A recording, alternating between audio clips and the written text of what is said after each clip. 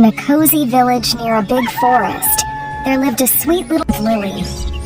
Everyone called her Little Red Riding Hood because of the bright she always wore. Lily, your grandmother is feeling sick. Can you Give goodies to her? Remember, stay on the path and be careful of the big bad wolf. Yes, I'll be careful. Setting off with a cheerful wave to her mother, Little Red tightened the ribbon-like cloak and adjusted her basket under her arm. She knew her grandmother's small yellow house the other side of the woods, and she needed to hurry to reach it before nightfall. Little Red Riding Hood set off into the forest with the basket in hand. The sun was shining. Birds were singing. As she walked deeper into the woods, her heart was filled with excitement. She spotted the colorful array of wild flowers along the forest path. She couldn't resist the rather a few for her beloved grandmother. Oh, what pretty flowers. I'm sure Grandma would love these. Few. As Little Red picked the flowers smelled so sweet, sweeter than peppermint candy. Red Riding Hood heard a gruff voice say, "Yes, they certainly are beautiful." She turned and saw the big, greedy wolf of the forest standing on top of a rock. Had never seen a wolf before, so she was not afraid. She thought he was the biggest and beautiful brown dog. Hello there, little girl. Those are lovely flowers. What are you doing all in the forest? My grandma is not feeling well, so I am going to visit her with some fresh cookies and a bouquet of... Where does your grandmother live? She lives in a small yellow house with a red roof just over the hill. You know, I think I know a quicker way to your grandma's house. Why don't you take the path through the sunflower field? The wolf, with a mischievous grin, hurried off. His house. Little Red Riding Hood was not in a hurry.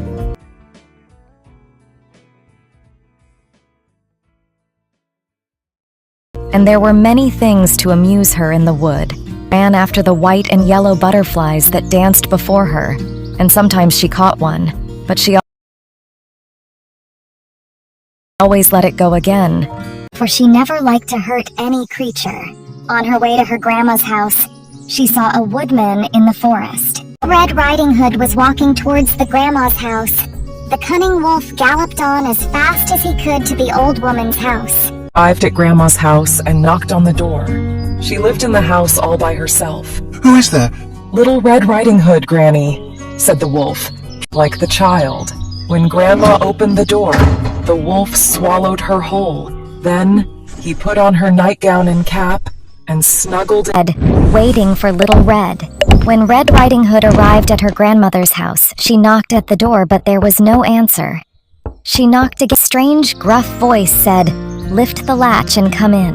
It was strange, but the bright sunshine of the forest made Grandmother's room appear to see through, making it difficult for her to see her grandmother clearly. Something seemed off about her grandmother's appearance. Her features looked uncharacteristically altered, and her voice had a deep, gruff quality that was quite unlike her usual warm, gentle tone. Grandmother might be suffering from a severe cold with no one to look after. Oh, grandmother, how you have changed. What big... Have. All the better to see you with, my dear. Oh, Grandma, what big ears you have. All the better to hear you with, my child. Oh, but Grandmother, your nose, what a long nose. Oh, Grandma, what big teeth you have. All the better to eat you with. The wolf leaped out of bed, ready to devour. Just then, a brave woodsman who had been chopping wood nearby heard the commotion. He rushed into the cottage and saw the wolf. Little Red, the woodsman quickly axed the wolf, killing it. He cut open the wolf's belly and freed Grandma, who was still alive. Little Red hugged Grandma and the woodsman, thanking them. I'm so sorry, Grandma. I should have listened to my mom and stayed on the path. It's okay.